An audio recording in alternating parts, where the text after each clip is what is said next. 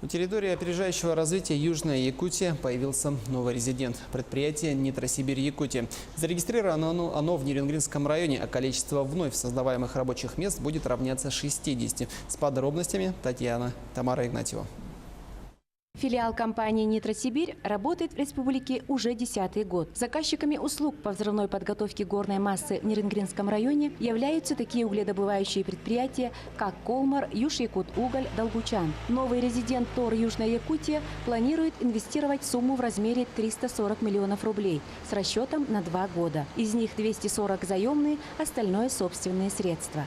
Планирует предприятие заниматься производством взрывов и производством взрывчатых веществ на территории Нерюнгринского, Алданского, Алекминского района в будущем, когда Алданский район и Алекминский район присоединятся к ТОРу Южная Якутия, и территориально ТОР Южная Якутия будет охватывать 3 муниципальных образования. Расположено данное предприятие в 3 километрах от поселка Чульман. В 2015 году завершен первый этап строительства комплекса по производству промышленных взрывчатых веществ и введена в эксплуатацию основная технологическая линия по изготовлению компонентов эмульсионного взрывчатого вещества «Сибирит-1200».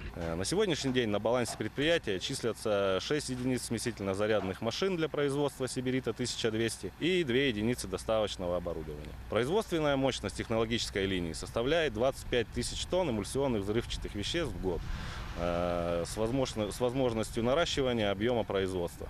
Основной концепцией безопасности производства и применения сибирита является сам процесс превращения невзрывчатых компонентов во взрывчатое вещество, так как он происходит непосредственно при заряжении в скважину. Низкое содержание токсичных веществ, применяемых при производстве данного вещества, а также выбрасываемых в атмосферу в результате взрыва, существенно снижает вредное воздействие взрывных работ на окружающую среду. В третьем квартале 2018 года мы планируем завершить второй этап строительства комплекса, в который войдут цех по производству патронированных эмульсионных взрывчатых веществ. Такого рода расширение номенклатуры производимой продукции позволит устранить риски зависимости от поставок взрывчатых материалов первого класса из Центральной России, а также значительно сократит расходы, связанные с доставкой ЖД-транспорта.